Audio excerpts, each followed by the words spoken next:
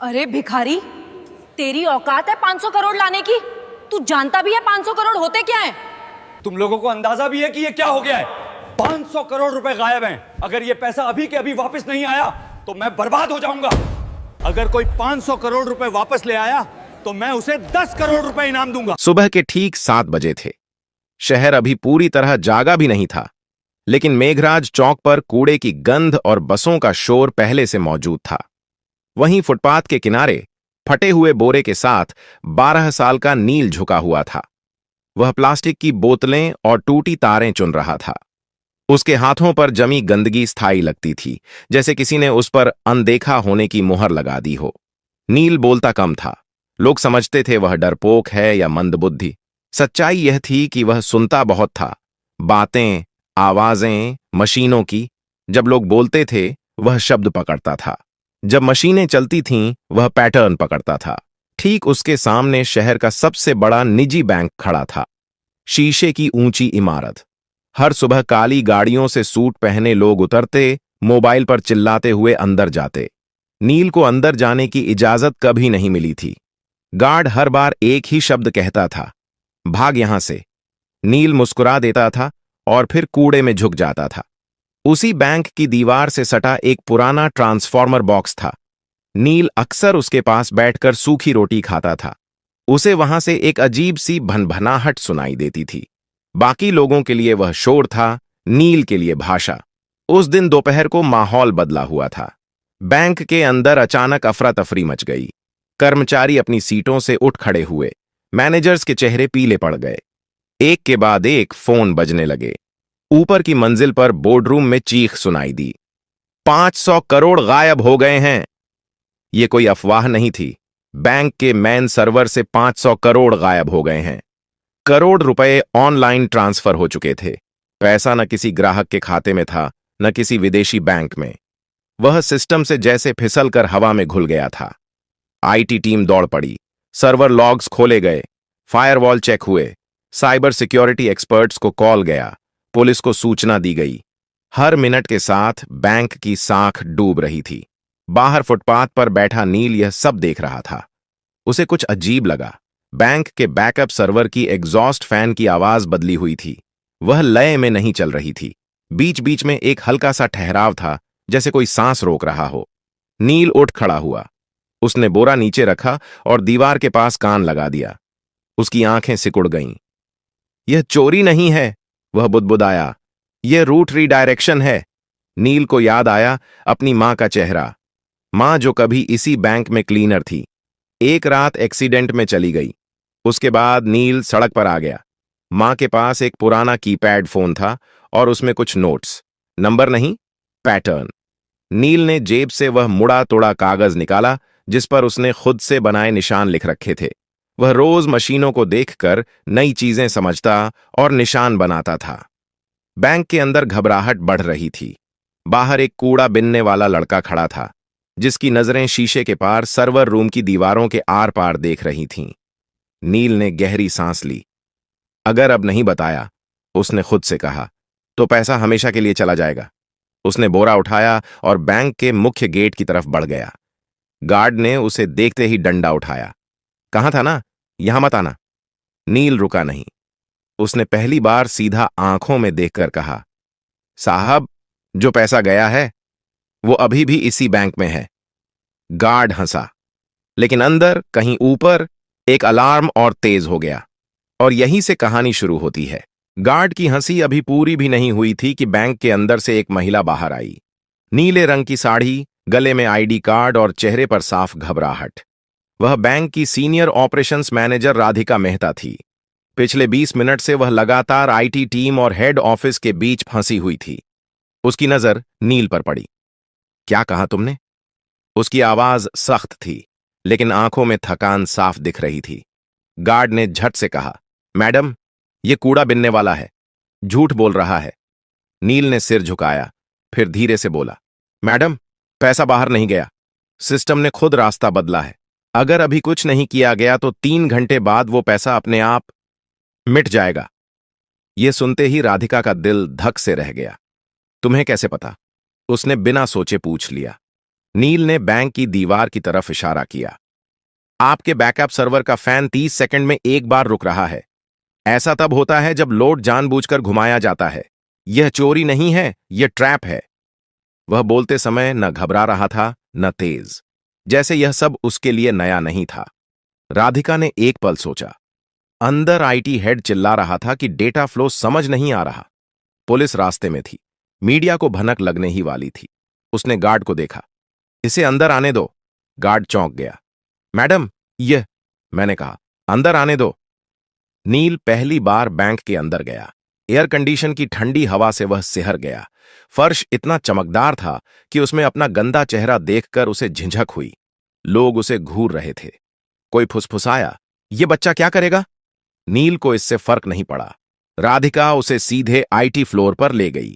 वहां 5 लोग 5 लैपटॉप और बड़ी स्क्रीन के सामने खड़े थे।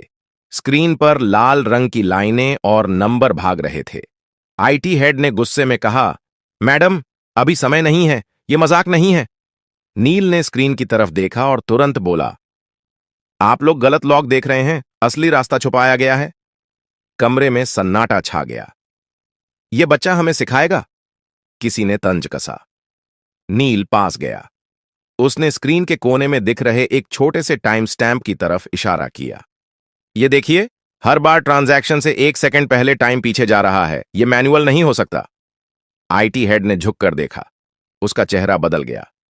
यह तो असंभव है। नील ने पहली बार सिर उठाकर सबको देखा। असंभव नहीं है सर। जिसने यह किया है उसने पैसा चुराया नहीं, उसने बैंक को खुद से लड़ने पर मजबूर कर दिया है। राधिका की आवाज कांप गई। तो पैसा वापस आ सकता है? नील ने हल्की सांस ली। आ सकता है, लेकिन अगर देर हुई तो नहीं। घड़ी की टिक टिक तेज लगने लगी और उसी पल नील ने कहा, मुझे एक कंप्यूटर चाहिए। इंटरनेट नहीं, सिर्फ लोकल एक्सेस। कमरे में कोई बोला नहीं। पहली बार बैंक के सबसे बड़े संकट में सबकी नजरें एक कूड़ा बिनने वाले लड़के पर टिकी थीं। और नील जानता था, अब पीछे हटने का कोई रास्ता नहीं है। कमरे में एक अजीब सा सन्नाटा था। एयर कंडीशनर की ठंडी हवा चल रही थी, लेकिन किसी को ठंड महसूस नहीं हो रही थी। सबकी नजरें नील पर थीं। वह कुर्सी पर बैठा नहीं था, वह खड़ा था, जैसे बैठना उसके लिए फालतू की चीज हो। आईटी हेड ने हिचकिचाते हुए एक सिस्टम उसकी तरफ घुमा दिया। यह लोकल मशीन है, नेटवर्क से कटी हुई। अगर कुछ गलत हुआ तो भी फर्क नहीं पड़ेगा, नील ने बीच में कहा। जो नुकसान होना था वो हो चुका है। उसने कीबोर्ड को ऐसे छुआ जैसे कोई पुराना दोस्त हो। उंगलियां गंदी थीं, लेकिन चलने में झिझक नहीं थी। स्क्रीन पर एक काली विंडो खुली। राधिका ने घड़ी देखी। नील, हमारे पास ज्यादा समय नहीं है। नील ने सिर हिलाया। मुझे पता है। उसने टाइप करना शुरू किया। कोई तेजी नहीं, कोई दिखावा नहीं। हर कमांड सोचकर, जैसे वह पहले ही यह सब कर चुका हो। आईटी टीम स्क्रीन पर उभरते टेक्स्ट को पढ़ने की कोशिश कर रही थी, लेकिन वह उनकी समझ से बाहर था। एक इंजीनियर ने धीरे से कहा, यह तो सिस्टम के अंदर का रास्ता है, यह एक्सेस हमारे पास भी नहीं है। नील बोला नहीं। उसने अगली लाइन डाली। अचानक स्क्रीन पर एक मैप खुला। यह किसी बैंक अकाउंट का नहीं था, यह डेटा के बहाव का नक्शा था। तीर, घुमाव, बंद रास्ते। नील ने एक जगह उंगली रखी। यहीं फंसा है पैसा। लेकिन यहां तो कोई अकाउंट ही नहीं है, आईटी हेड ने कहा। नील ने उसकी तरफ देखा। क्योंकि यह अकाउंट नहीं है, यह एक खाली कमरा है। सिस्टम ने खुद बनाया है। राधिका की आंखें फैल गईं। सिस्टम ने? हां, नील बोला। जब किसी को सिस्टम के दिल तक पहुंचने की कोशिश करते पकड़ लिया जाता है, तो पुराना कोर एक फर्जी रास्ता बना देता है। पैसा उसमें चला जाता है। बाहर से लगता है चोरी हो गई, लेकिन असल में सिस्टम खुद उसे छुपा लेता है। कमरे में किसी ने सांस तक नहीं ली। आईटी हेड ने धीमी आवाज में कहा, लेकिन ऐसा फीचर तो कहीं डॉक्यूमेंटेड नहीं है। नील ने हल्की मुस्कान दी। क्योंकि यह फीचर नहीं है, यह डर है मशीन का। उसने अगला कमांड डाला। स्क्रीन पर लाल चेतावनी चमकी। वार्निंग, डेटा कोलैप्स इन 17 मिनट्स। राधिका के हाथ कांप गए। इसका मतलब? नील ने कहा, अगर यह कमरा ढह गया तो पैसा किसी का नहीं रहेगा, न चोर का न बैंक का। आईटी टीम में खलबली मच गई। तो जल्दी करो, कोई बोला। नील ने पहली बार गुस्से से सिर उठाया। जल्दी नहीं, सही। उसने अपनी आंखें बंद कीं, कुछ सेकंड के लिए, जैसे दिमाग में कुछ जोड़ रहा हो। उसे याद आया वह पुराना मोबाइल, मां की आवाज, नंबरों के बीच का पैटर्न। चीजें सीधे नहीं चलती, वे घूम कर आती हैं। नील ने टाइप किया। स्क्रीन पर एक नया दरवाजा खुला। आईटी हेड फुसफुसाया। यह तो रिवर्स ट्रैक है, नील बोला। हां, अब पैसा वापस उसी रास्ते से चलेगा जिससे डर आया था। राधिका ने घड़ी देखी। 13 मिनट बाकी थे। नील की उंगलियां फिर चलने लगीं और बाहर बैंक के गेट पर मीडिया की पहली वैन आकर रुक चुकी थी। बाहर कांच के दरवाजों के पार कैमरे चमकने लगे थे। मीडिया को बस एक इशारे का इंतजार था। अंदर आईटी फ्लोर पर तनाव इतना गाढ़ा था कि जैसे हवा भी भारी हो गई हो। राधिका ने धीमी आवाज में कहा, अगर यह गलत दिशा में गया तो सिस्टम हमेशा के लिए लॉक हो सकता है। नील ने स्क्रीन से नजर हटाए बिना जवाब दिया, वह पहले ही लॉक है मैडम, बस फर्क इतना है कि अभी चुप है। उसने एक ग्राफ खोला। नीली और लाल लाइनें एक दूसरे के पीछे दौड़ रही थीं। बीच बीच में एक जगह ऐसी थी जहां लाइनें टूट रही थीं। यहीं से पैसा बाहर दिखाया गया है, नील बोला, लेकिन असल में यहीं से वह वापस लाया जा सकता है। आईटी हेड ने कुर्सी खींचकर पास बैठते हुए कहा, तुम यह सब कैसे जानते हो? नील ने पहली बार सच बोला, मैं मशीनों के पास बड़ा हुआ हूं। जब मां जिंदा थीं, वह रात की शिफ्ट में यहीं सफाई करती थीं। मैं बाहर बैठा रहता था। सर्वर रूम की आवाजें मुझे बातें जैसी लगती थीं। कोई कुछ नहीं बोला। नील ने अगला कमांड डाला। स्क्रीन पर एक नया संदेश उभरा, ऑथोराइजेशन रिक्वायर्ड। राधिका ने राहत की सांस ली। ठीक है, यह सामान्य है, हमारे पास मल्टी लेवल ऑथराइजेशन है। नील ने सिर हिलाया। नहीं मैडम, यह सामान्य नहीं है। क्यों? क्योंकि यह ऑथराइजेशन सिस्टम से नहीं आया, यह उस खाली कमरे से आया है जहां पैसा छुपा है। आईटी हेड का चेहरा सख्त हो गया। मतलब सिस्टम खुद तय कर रहा है कि किस पर भरोसा करे? नील ने धीरे से कहा, हां, और उसे आप पर भरोसा नहीं है। कमरे में एक अजीब चुप्पी छा गई। राधिका ने गहरी सांस ली। तो अब क्या होगा? नील ने अपनी जेब से वह मुड़ा तुड़ा कागज निकाला। उस पर टेढ़े मेढ़े निशान बने थे। अब हमें सिस्टम को याद दिलाना होगा कि यह किसके लिए बना था। उसने एक कोड डाला। यह कोई पासवर्ड नहीं था, यह समय, राशि और क्रम का मेल था। वही क्रम जिसमें बैंक हर दिन छोटे खातों को प्राथमिकता देता था। स्क्रीन पर अचानक हजारों छोटे ट्रांजैक्शन चमक उठे। 10 रुपए, 50 रुपए, 200 रुपए। आईटी टीम हड़बड़ा गई। ये क्या कर रहे हो? इससे सिस्टम और स्लो हो जाएगा। नील ने शांत स्वर में कहा, नहीं, इससे सिस्टम को भरोसा आएगा। राधिका ने हैरानी से पूछा, भरोसा? हां, नील बोला। मशीनें ताकत पर नहीं चलती, वे पैटर्न पर चलती हैं, और सबसे सच्चा पैटर्न है छोटे लोगों का पैसा। स्क्रीन पर चेतावनी बदलने लगी। Trust index rising. IT head ने आंखें मल लीं। यह मीटर पहले कभी नहीं देखा, नील ने कहा, क्योंकि आपने कभी सिस्टम से पूछा ही नहीं कि उसे क्या चाहिए। घड़ी पर नजर पड़ी। 7 मिनट बाकी थे। नील की उंगलियां अब और तेज चल रही थीं, और उसी वक्त बैंक के मेन सर्वर से एक धीमी सी बीप की आवाज आई, जैसे कोई सोया हुआ दिमाग जाग रहा हो। सभी समझ गए, अब वापसी शुरू हो चुकी थी। बीप की वह आवाज छोटी थी, लेकिन असर बड़ा। आईटी फ्लोर पर खड़े हर इंसान की रीढ़ सीधी हो गई।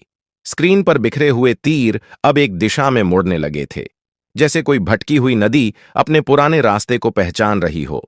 आईटी हेड ने हकलाते हुए कहा, डेटा फ्लो रिवर्स हो रहा है। राधिका की आंखें स्क्रीन से हट ही नहीं रही थीं। मतलब? नील ने बिना रुके जवाब दिया, मतलब पैसा लौट रहा है, लेकिन अभी सफर पूरा नहीं हुआ है। स्क्रीन पर नंबर चलने लगे। 10 करोड़, 25 करोड़, 68 करोड़। कमरे में किसी की सांस नहीं निकल रही थी, लेकिन तभी एक जोर की बीप गूंजी। स्क्रीन लाल हो गई। System conflict detected. IT head उछल पड़ा। यह क्या है अब? नील रुक गया। पहली बार उसकी उंगलियां थमी। जिसने यह किया है उसे अब पता चल गया है। कौन? राधिका ने पूछा। नील ने सिर झुकाया। कोई बाहर का नहीं, अंदर का। कमरे में हलचल मच गई। लोग एक दूसरे की तरफ देखने लगे। स्क्रीन पर एक नया लॉग खुला। एक ही यूजर आईडी, एक ही मशीन, बार बार। आईटी हेड का चेहरा सफेद पड़ गया। ये तो हमारे ही नेटवर्क से है, नील ने धीरे से कहा। चोरी बाहर से नहीं हुई थी, रास्ता अंदर से खोला गया था। घड़ी देखी गई। अब सिर्फ 4 मिनट बचे थे। राधिका ने खुद को संभालते हुए कहा, नील, क्या हम इसे रोक सकते हैं? नील ने जवाब देने से पहले एक गहरी सांस ली। हां, लेकिन इसके लिए मुझे सिस्टम को पूरी तरह बंद करना होगा। 30 सेकंड के लिए। कमरे में हड़कंप मच गया। क्या? यह नामुमकिन है। पूरा बैंक ठप हो जाएगा। नील ने पहली बार सबको सीधे देखा। अगर नहीं किया तो पैसा आधे रास्ते में फंस जाएगा। न आपका रहेगा न चोर का। राधिका ने आंखें बंद कीं। एक पल के लिए, फिर बोली, करो। आईटी हेड ने चौंक कर उसकी तरफ देखा। मैडम, मैं जिम्मेदारी लेती हूं। नील ने आखिरी कमांड तैयार किया। उसकी उंगलियां हल्की कांप रही थीं, लेकिन दिमाग साफ था। उसे मां की आवाज याद आई। डर लगे तो भी सही काम मत छोड़ना। उसने एंटर दबाया। पूरे बैंक की लाइटें एक साथ बुझ गईं। कंप्यूटर, एटीएम, सब कुछ। बाहर मीडिया चिल्ला उठा, बैंक बंद हो गया, पैसा डूब गया। अंदर घुप अंधेरा था। फिर 1 सेकंड बाद, 2 सेकंड बाद, तीसरे सेकंड पर एक हरी लाइट जली, फिर दूसरी, फिर पूरी स्क्रीन। सिस्टम वापस आ चुका था और इस बार पैसे के नंबर एक एक करके सही खाते में लौट रहे थे। 100 करोड़, 250 करोड़, 400 करोड़। आईटी हेड की आंखों से आंसू निकल आए। हो गया। आखिरी नंबर रुका। 500 करोड़। रिकॉन्साइल्ड। कमरे में कोई ताली नहीं बजी, कोई चिल्लाया नहीं। सब बस नील को देख रहे थे। वह कुर्सी से नीचे उतरा, थका हुआ, खामोश। बैंक का पैसा वापस आ चुका था। अब सवाल यह था, यह चोरी किसने की थी और नील सच में कौन था? कमरे में सन्नाटा था, लेकिन यह डर का नहीं था। यह उस पल का सन्नाटा था जब इंसान समझ जाता है कि अब कहानी बदल चुकी है। स्क्रीन पर हरे रंग की लाइनें स्थिर हो चुकी थीं। 500 करोड़ पूरी तरह बैंक के खातों में लौट चुके थे। सिस्टम नॉर्मल दिखा रहा था, लेकिन लोगों के चेहरे अभी भी जमे हुए थे। राधिका ने धीमी आवाज में कहा, नील, तुमने बैंक को बचा लिया। नील ने कोई जवाब नहीं दिया।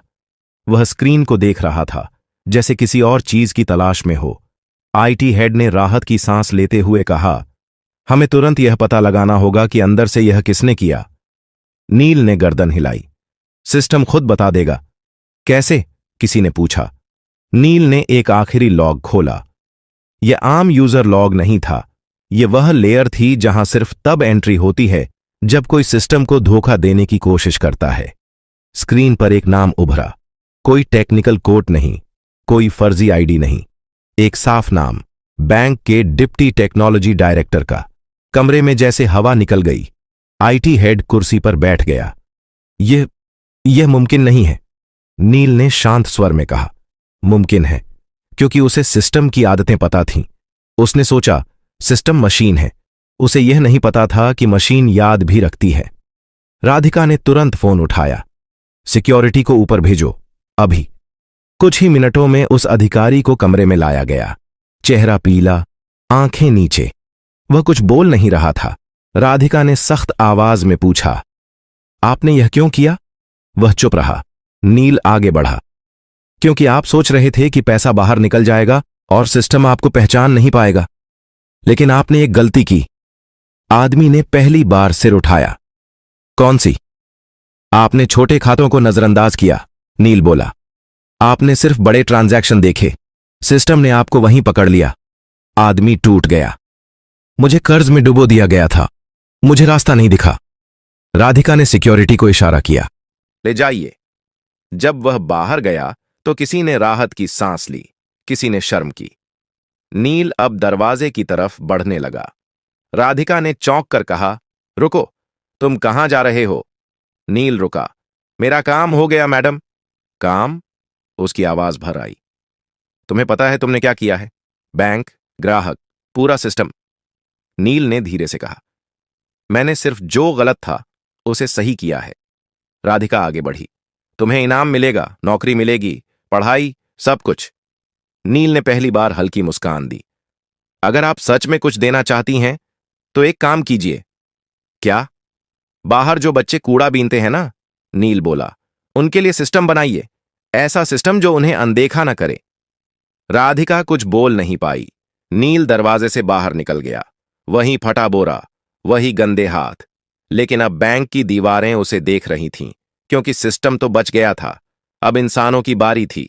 बैंक के बाहर शाम ढल चुकी थी, लेकिन भीड़ कम नहीं हुई थी। कैमरे अब भी चमक रहे थे। रिपोर्टर एक दूसरे को धक्का देकर आगे आने की कोशिश कर रहे थे। सबको एक ही खबर चाहिए थी। 500 करोड़ कैसे लौटे? राधिका कांच के दरवाजे के पास आकर रुकी। उसके हाथ में माइक्रोफोन नहीं था, फिर भी आवाज साफ थी। यह बैंक की जीत नहीं है, उसने कहा। यह एक बच्चे की समझ की जीत है। भीड़ में हलचल मच गई। कौन बच्चा? कहां है वो? नाम बताइए। राधिका ने दरवाजे की तरफ देखा। नील जा चुका था। उसके कदम पहले ही फुटपाथ की तरफ मुड़ चुके थे, जहां उसकी दुनिया थी। टूटे डिब्बे, प्लास्टिक की बोतलें और मशीनों की आवाजें। उसे नहीं पता था कि पीछे क्या हो रहा है, लेकिन शहर को पता चल चुका था। कुछ ही घंटों में खबर फैल गई। एक कूड़ा बिनने वाला लड़का, बैंक की चोरी, 500 करोड़ वापस। सोशल मीडिया पर सवाल उठे। यह लड़का कौन है? इसे मौका क्यों नहीं मिला पहले? हमने कितनी नील जैसे बच्चों को अनदेखा किया? अगली सुबह बैंक के बाहर एक पोस्टर लगा। अगर आप नील को जानते हैं, हम उससे मिलना चाहते हैं। उसी सुबह नील ट्रांसफॉर्मर बॉक्स के पास बैठा था। उसने पोस्टर देखा, पढ़ा, फिर नजर हटा ली। उसके लिए पोस्टर नया नहीं था, नई थी लोगों की नजर। दोपहर तक नगर निगम के अधिकारी आए, फिर एक स्कूल की वैन, फिर एक महिला जो शिक्षा विभाग से थी। सब एक ही बात कह रहे थे, तुम्हें पढ़ना चाहिए, तुम्हें यहां से निकलना चाहिए। नील ने पहली बार सवाल पूछा, क्या पढ़ाई के बाद भी कोई मुझे सुनेगा? कोई जवाब नहीं दे पाया। शाम को राधिका खुद आई, बिना साड़ी, बिना पद के, सिर्फ एक इंसान की तरह। उसने नील के पास बैठकर वहीं सूखी रोटी तोड़ी। मैं तुम्हारे लिए कोई योजना नहीं लाई, उसने कहा। मैं बस ये पूछने आई हूं, तुम क्या चाहते हो? नील ने सोचा, फिर बोला, मैं चाहता हूं कि सिस्टम पहले पूछे, बाद में जज करे। राधिका ने सिर हिलाया। यहीं से एक बदलाव शुरू हुआ। बैंक ने एक छोटा सा प्रोग्राम शुरू किया। नाम नहीं था बड़ा, लेकिन असर बड़ा था। सड़क पर रहने वाले बच्चों को मशीनों के पास बैठने दिया गया। उन्हें हटाया नहीं गया, उन्हें सुना गया। नील वहां रोज आता था, अब बोरे के साथ नहीं, एक कॉपी के साथ। शहर ने पहली बार उसका नाम ठीक से बोला, नील। और यही नाम अब सिस्टम में दर्ज हो चुका था। अनदेखा नहीं, बल्कि जरूरी। अगर आपको यह कहानी पसंद आई हो तो लाइक जरूर करें। ऐसी ही कहानियों के लिए सब्सक्राइब करें और इसे अपने दोस्तों के साथ शेयर करें। कमेंट बॉक्स में जरूर लिखिए कि आप किस शहर